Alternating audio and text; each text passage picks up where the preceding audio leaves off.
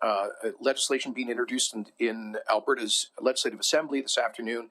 I'm happy to take questions on both, but I just please ask that matters related to that legislation be held on embargo until the legislation is actually tabled by Minister Madhu at approximately 3:30 this afternoon. So, as you know, in the last election, we committed to the most dramatic democratic reforms in Alberta history, to put Alberta voters in the driver's seat, to make it clear that at the end of the day, ordinary Alberta voters are the boss in our democracy. And if they lose faith in their elected representatives, that they can hold them to account in between elections. That's why we made a commitment to bring in a recall law that allows voters effectively to fire their elected representatives if they break public confidence. And so today we are introducing that legislation, keeping that commitment. In the last election, we announced that a United Conservative government would introduce a recall act based on the provisions contained in the British Columbia Recall and Initiative Act, which allows voters to remove their MLA and force a by-election if 40% of eligible voters in a constituency sign a recall petition no sooner than 18 months after an election. I'm quoting from the announcement in 2019. A legislative committee will be invited to study the bill, we said, consult widely, and make whatever amendments it deems appropriate to strike the right balance between maximizing accountability of MLAs to their constituents between elections while preventing frivolous efforts to reverse the result of elections. In fact, we appointed the Special Select Committee of Alberta's Legislature on Democratic Accountability to engage in that study prior to the introduction of this legislation to make sure that we got it right.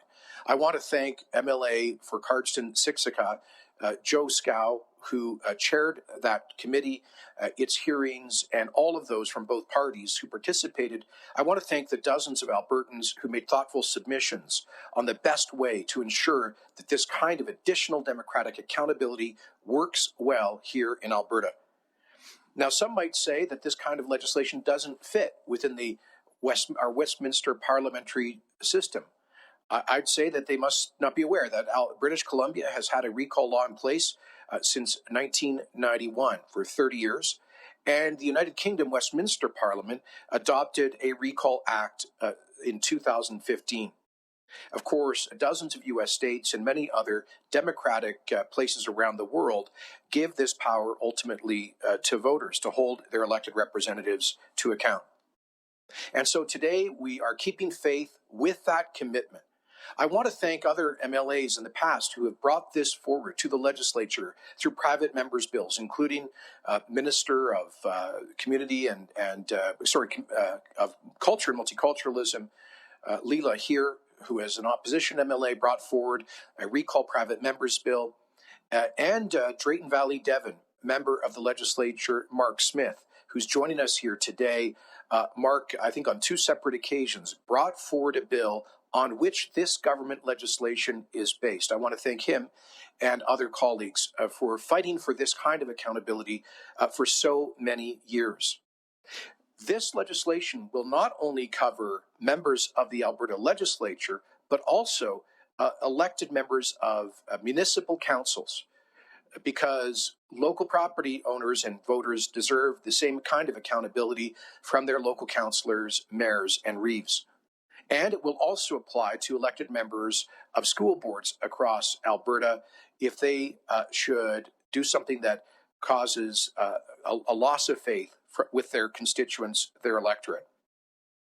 This is an important step forward in our broader democratic reform agenda, which began just weeks after forming office, when we passed a motion in the legislature guaranteeing that members have free votes on matters not related to the confidence of the government, as well as passing a motion requiring MLAs to go to a by-election if they seek to cross the floor between parties to seek the consent of their local voters.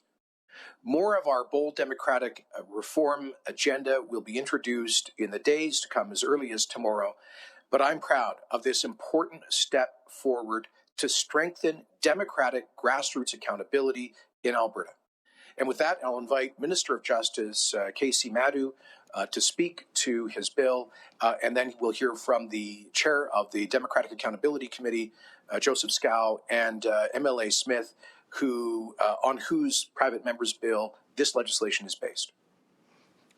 Thank you, Premier, and good afternoon. As Premier Kenny has explained, Bill 52, the Recall Act, would allow Albertans to initiate a process that could lead to removing and replacing MLAs, mayors, municipal councillors, and school board trustees before the end of their term. It is proposed that the window to begin the recall process will be 18 months after an election and close 6 months before an election. If an Albertan feels that the MLA in their constituency is not upholding their responsibilities, they can apply to the Chief Electoral Officer for a petition to recall them. The Albertan would then have 60 days to gather signatures from 40% of eligible voters in that constituency. They would then submit the petition to the Chief Electoral Officer, who would ensure the signatures are valid and the petition has reached the threshold of 40%. If the recall petition is successful, a vote would be held in that constituency to determine if the elected official should be recalled. If that vote is successful, the elected official will be removed and a by-election will be held. The process for recalling elected municipal officials and school board trustees would be slightly different. If an Albertan feels an elected official in their municipality or school division is not upholding their responsibilities, they could initiate a petition to recall that official. The applicant would then have 60 days for municipal officials or 120 days for school board trustees to gather signatures. In the case of municipal officials, they would need to collect signatures from 40% of the population of the municipality or ward and submit them to the Chief Administrative Officer. In the case of school trustees, the petitioner would need to submit signatures from 40% of eligible voters in that school division and submit them to the Secretary of the school board. In both cases, municipal and school trustee, if the signatures are valid and the petition has reached the threshold of 40%, the official will be removed. Following successful recalls, both the municipal and school recall processes require elections to be held to fill the new vacancy. The fact that Bill 52 grants Albertans the recall power ensures elected officials would remain responsive and accountable throughout their entire time in office, and not just on the campaign trail. Thank you, and now I would like to invite my caucus colleagues, the MLA Mark Smith for Drayton Valley, Devon, to provide his remarks. Thank you, everyone. I first heard about the concept of recall when I was a member and a volunteer of the Reform Party of Canada in the 1980s and the 1990s. Recall was part of the slate of grassroots democratic initiatives that I came to believe would strengthen our system of democracy in Canada. Over the course of my 2 terms as an MLA in the Alberta Legislature, I've had the privilege of trying to move recall legislation forward through 2 private members' bills, and finally to serve on the Select Special Committee on Democratic Accountability. Now, legislation is always about developing a consensus, and it starts with an idea that takes hold in the minds of its citizens. And if the idea has merit, it will gather enough momentum until it is brought before the People's House for their consideration. It has been a rare privilege to serve the people of Alberta and to have the opportunity to bring forward another layer of people power that will enhance the grassroots nature of our provincial democracy. Democracy moves at the pace of the people, and in this case, I believe the people are going to be well served should this bill become legislation. I want to recognize those who've had a hand historically in bringing forward the idea of recall, starting with Mr. Preston Manning and all of those reform volunteers that I worked with throughout the 1980s and the 1990s. I want to recognize all of the previous MLAs who have either brought forward recall legislation into this House in the recent past, or for those who have spoken in favor of it in the legislature and kept the idea alive. I want to thank my committee colleagues and the chair of the Select Special Democratic Accountability Committee for their vision and for their hard work in the creation of this bill. And I want to thank the Premier and my caucus colleagues for their vision in realizing that at its heart, democracy is about empowering the people to act. Finally, to the people of Alberta, it is my pleasure to announce that should the recall bill pass through the legislature, that you will have an additional tool of democracy for your consideration. Use it wisely to strengthen our democracy. Use it to develop consensus. Use it to articulate a vision for the future, and use it to increase accountability. But most importantly, use it for the benefit of all Albertans. And now I pass the podium over to the Chair of the Select Special Democratic Accountability Committee, Mr. Joseph Scow.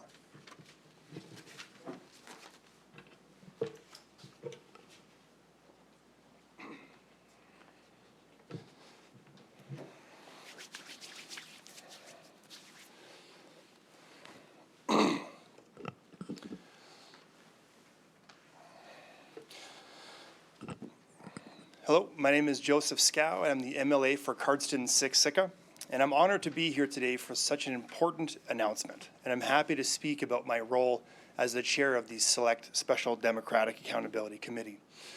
In June of 2020, the Legislative Assembly passed Government Motion 25, which appointed the Select Special Democratic Accountability Committee.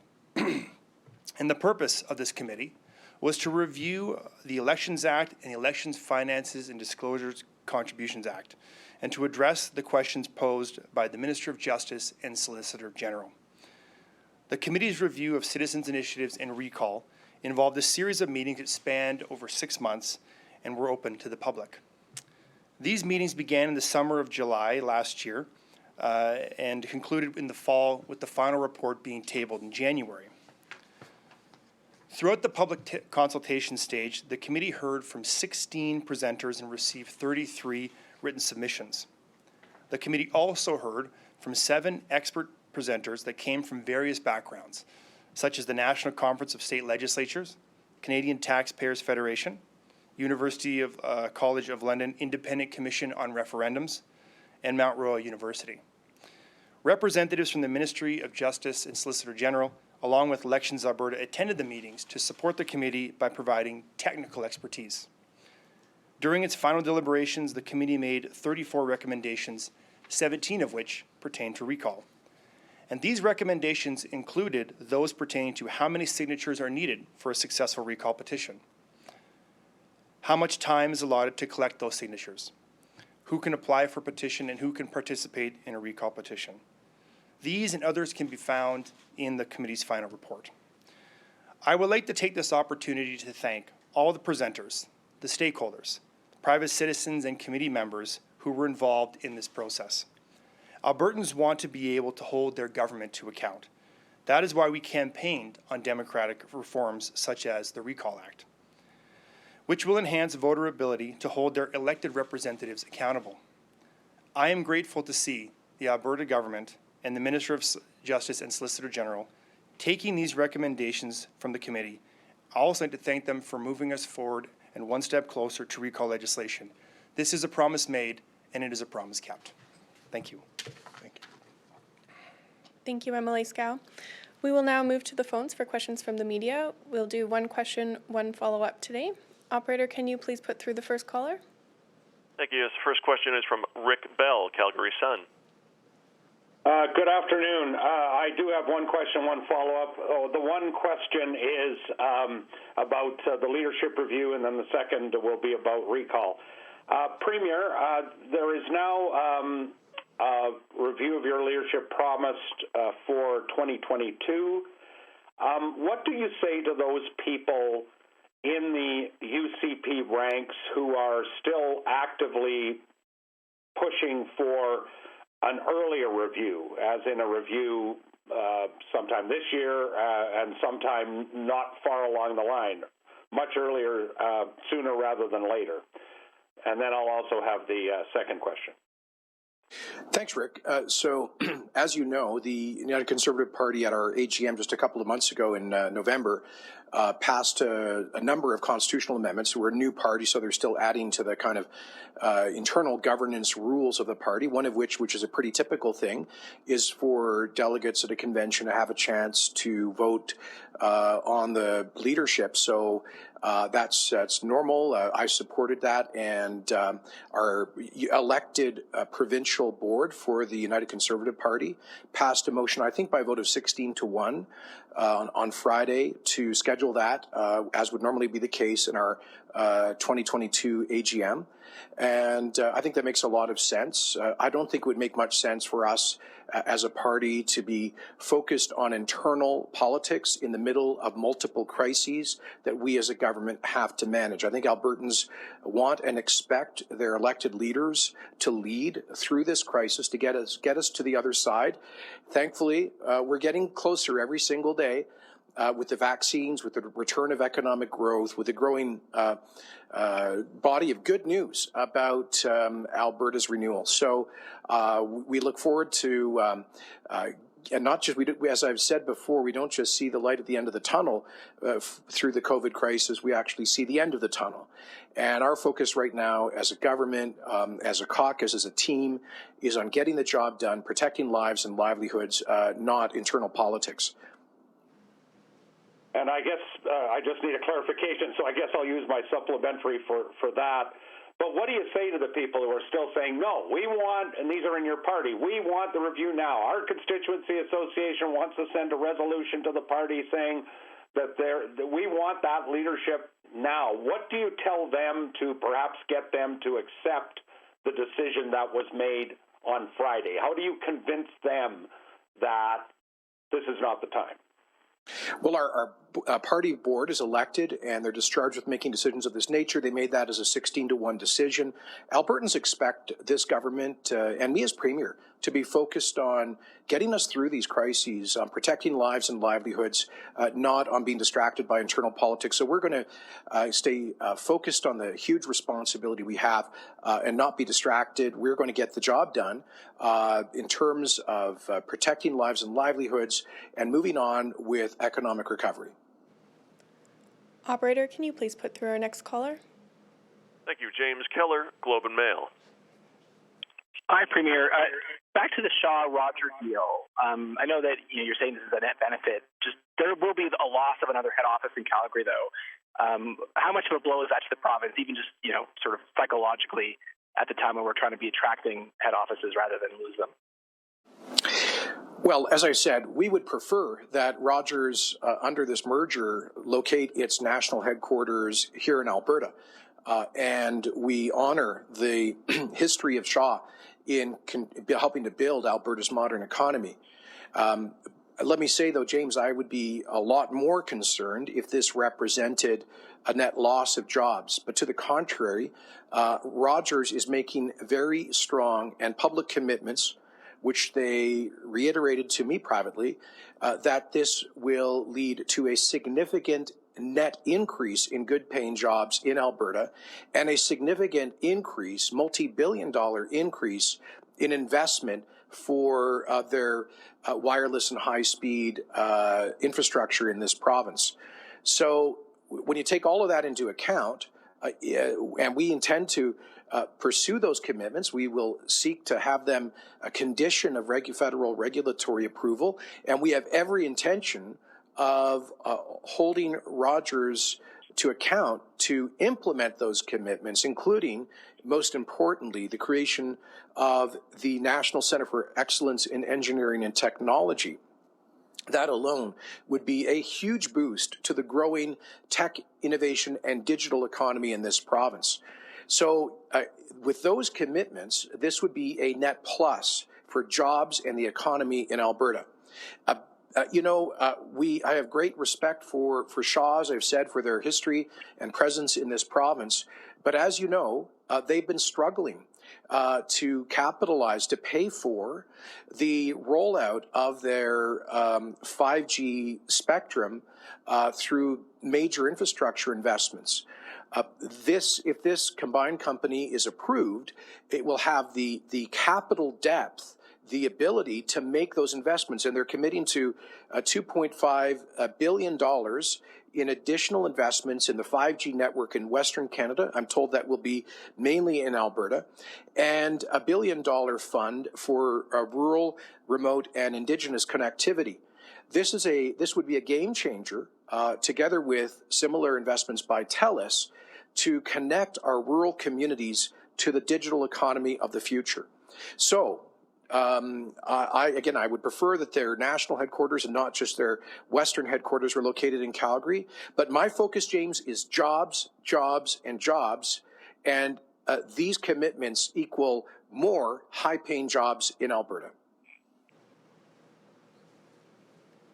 James, do you have a And just a follow-up? quick, just unrelated, back to the leadership review. Do you have a threshold in mind for what would constitute a successful vote for your leadership? I know most leaders put it at a lot higher than 50%. My focus right now is, as I said before, not on internal politics. It's on getting focused on protecting lives and livelihoods during the crises that our government is responsible for addressing right now. That's our immediate focus, and we're not going to get distracted by internal politics. Operator, can you please put through our next caller? Thank you. Bill Fortier, CTV. Hi, this is for the Premier and the Justice Minister. I'm wondering when you hope to see this recall legislation in effect, and if you don't have a date in mind, will it be at least 6 months before the next provincial election? I'll take that, Casey. Thanks. So the answer is, first of all, it has to, of course, go through legislative debate. We anticipate that it will be adopted by the legislature, certainly with government caucus voting in favor, sometime this spring. Then it would take a period of time to develop the regulations to support the law, as well for Elections Alberta to tool up so they could actually administer any prospective recall petitions. So I would expect that it would be proclaimed into law and be operational later this year. When exactly, we don't know. It depends in part on how much debate time this takes in the legislature, but certainly later this year and well before 6 months prior to the next election.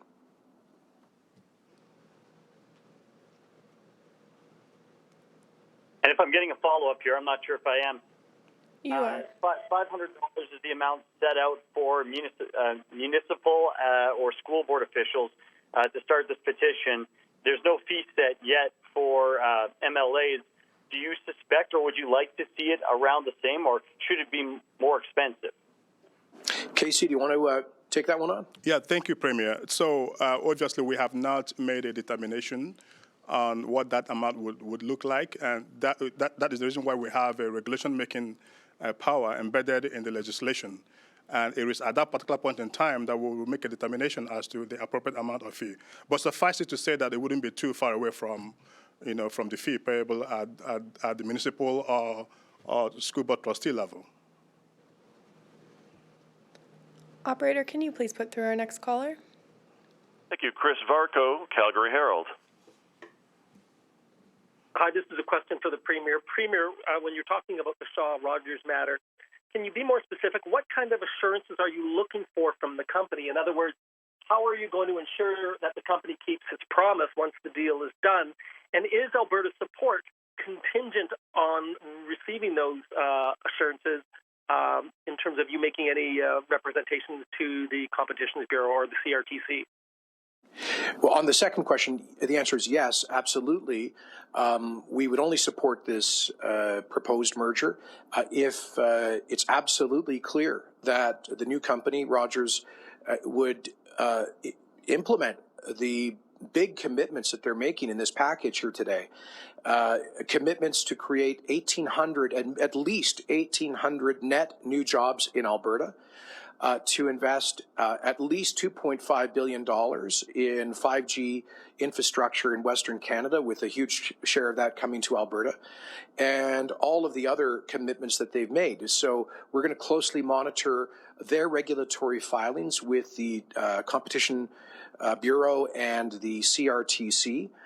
We hope that they will include these commitments within those filings, and we may very well make our own submissions to those regulatory bodies, if necessary, asking that they make regulatory approval conditional on the company implementing these in jobs and investment commitments. Now, I don't mean to suggest for a second that they're being cute about this. I had a hour-long conversation with Rogers CEO Joe Natale yesterday and Shaw CEO Brad Shaw, and I think they're absolutely certain that they intend to do this. In fact, Mr. Natale indicated that there could very well be additional investments and operations located in Alberta in the future. But this is a starting point. We appreciate that commitment, but there's no way I'd be standing here talking about this as potentially good news if we didn't have a commitment to significant net job creation. And I do want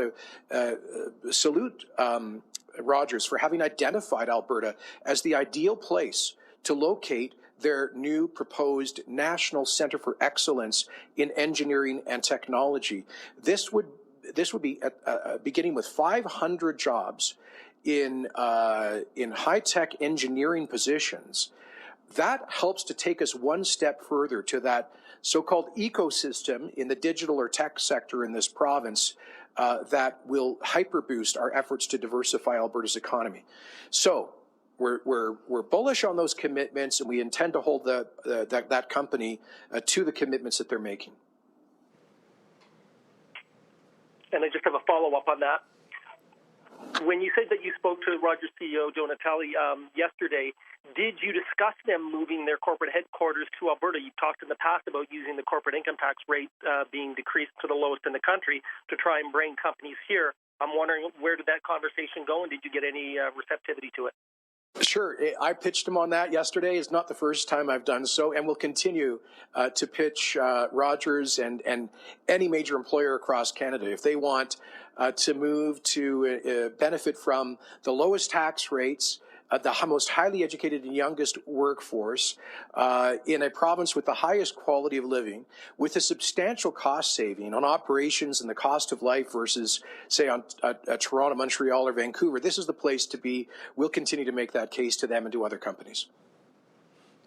Operator, can you please put through our next caller? Ian Bexty, Rebel News. A question to the Premier. Thanks for taking it. Can Albertans take this as sort of a signal that the government is looking to put COVID sort of behind you and start dealing with the policy and legislation and campaign promises that you made 2 or 3 years ago? It is now, I suppose. Is this a signal that you're looking to sort of reset?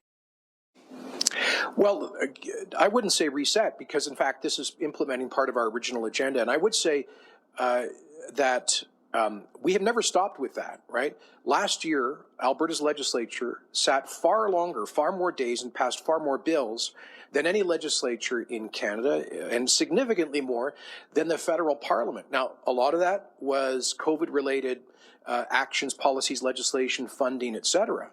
But an awful lot of it was grinding through the implementation of the huge and detailed platform we ran on in the 2019 election. At last count, I believe we have now substantially or completely implemented nearly 75% of the platform commitments we ran on. I'll tell you that it was originally our intention to like our first year was obviously focused on economic priorities. That was the key theme on which we ran in the last election. We had originally planned to go forward with some of the democratic reform items in the spring of 2020. But obviously we got sideswiped by COVID. The legislature sittings were disrupted. We had to bring in different kinds of emergency legislation. And quite frankly, I don't think Albertans would have understood the government talking about issues like democratic reform at the height of the pandemic. So we then said, okay, we want to get moving on this stuff. That's why we appointed the special legislature committee chaired by Joe Scow there to consult Albertans per our platform commitment, and now bringing forward the legislation. So I wish this had come forward about a year ago, but I also wish COVID didn't happen and it hadn't become a huge focus, of course, for our energies in the past year. So you'll see more of the kind of commitments in the platform coming forward in this spring session. And we hope that by June, that will be edging close to 90% implementation of the platform. And do you have a follow-up? You did mention that you hope to have this sort of rolling by the time during this legislature. So, because you made some pretty condemning statements about your former MLA from Lesser Slave Lake, would you support a recall campaign to remove that former UCP MLA? And I only ask because of the statements you made about the quality of his work output. You know what? I'm not going to. That's for his constituents. Recall is between constituents and their representative, not for me as a leader of a party that he is. He's not in our caucus, so it's totally up to his constituents. I do know that a couple of the town councils in his riding actually passed motions last fall. Calling on the government to expedite adoption of the recall law because they wanted to trigger it with respect to their local MLA. So if you want an opinion on that, if I were you, I'd call the mayors of Slave Lake or High Prairie and see what they think about that. All right, we have time for 2 more questions. Operator, can you please put through our next caller? Janet French, CBC. Hi there. Thanks for taking my question. For the Premier, I'm curious, the Special Democratic Accountability Committee actually recommended in its report that the government allow 90 days to petition for removal of an MLA, not 60. So I'm just curious why you did not follow that recommendation. Good question, Casey. I must confess it's been 3 months since I read that report. We took on board those recommendations. They weren't the only factors that we looked at. There was this went through our member policy committee and caucus. Casey, do you have a recollection as to how we settled on 60? Yes. Thank you, Premier, and thank you, Janet, for that question. So we took into consideration provisions in BC and in other jurisdictions to make a determination as to what that appropriate number of days will be to strike the right balance between what is required to obtain the required 40% threshold. We landed at 60%. And we landed at 60 days. Okay. You also had folks who testified before the committee saying if it's going to be 60 days, that there should be a lower threshold, that it should be 25% or 30%. So I'm just wondering if you could just explain the reasoning behind how you arrived at 60 days, and also could you repeat these answers in French if possible, Mr. Premier? Okay. So again, the committee made their recommendations. There were people that appeared before the committee that had all kinds of views. We had jurisdictions that have recall legislation in place in Canada, in the United States, and around the world. Just like their recommendation with respect to the percentage. At the end of the day, we had to take a look at all of those things to make a determination as to what is the appropriate policy here to strike the right balance. And I think that is what we have done. Okay, I'll try in French. I'm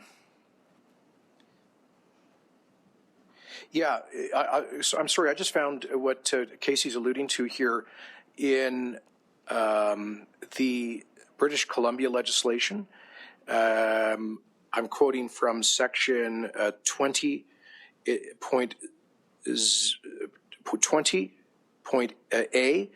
If the petition is not submitted in accordance with section 23, 60 days after the date on which the petition was issued. So it's a 60-day framework in the BC legislation. And Janet, if you look at the announcement that we made in 2019, just prior to the election, we said that the United Conservative government would introduce a recall act based on the provisions contained in the BC Recall and Initiative Act. So that's the basis on which we made the electoral commitment. That's the provision in the BC statute that we're replicating here. I'll try that in French. pour dire tout simplement qu'on a fait un engagement auprès des électeurs albertains d'avoir une loi de recall basée sur le précédent en Colombie-Britannique qui existe depuis 1991. Et dans ce projet de loi-là, c'est un délai de 60 jours pour la pétition, les signatures sur une question d'une recall sur un député. Alors, nous avons effectivement répliqué les balises du projet de loi en Colombie-Britannique à cet égard. Operator, can you please put through our final caller? Thank you. The final caller is Mirna Vukic, Radio Canada. Yes, hi. Thank you for taking my question. For the Premier, if you could once again answer in both English and French. About the legislation, why a successful petition needs to be followed by a vote in the case of an MLA, but not in the case of a municipal or a school official? Are you worried about the message it might send to the population to have one set of rules for your MLAs and one set of rules for the other ones? And how will you avoid any abuse of this process, I guess? Sure. First of all, I don't think abuse is a question. There's pretty clear legal standards, and all of this will be overseen and implemented in the case of MLAs by the Chief Electoral Officer, and then, of course, in the case of school boards and municipal officials by relevant nonpartisan government agencies. I think that the province has, frankly, a better infrastructure to administer special elections of this nature. But Casey or Joe, do you have any other input as to how the local officials are not subject to the separate recall election? No, thank you, Premier. Premier, I think you are on the right path with the comment there. This is as a consequence of the unique circumstances at the municipal level and at the school board trustee level. As you know, there are different legislation that governs municipally elected leaders, and there are different legislation that governs, school board trustees. And so this is taking into consideration the unique circumstances of the legislation that we're dealing with here. But that said, also is also the fact that the provincial government, we have more capacity, and the recognition that at that particular level, the chief electoral officer have got more resources at his disposal to be able to, administer those elections. Et si vous voulez en français, pour dire tout simplement que la province a la province a plus de ressources, comme le bureau d'officier des élections, pour administrer les élections spéciales à la suite d'une pétition. Et c'est particulièrement les petites municipalités, les petites commissions scolaires ont beaucoup moins de ressources. Alors, c'est un processus plus simplifié à cet égard. Okay, thank you very much, everyone. Merci beaucoup. Thanks. Thank you so much. Have a good day.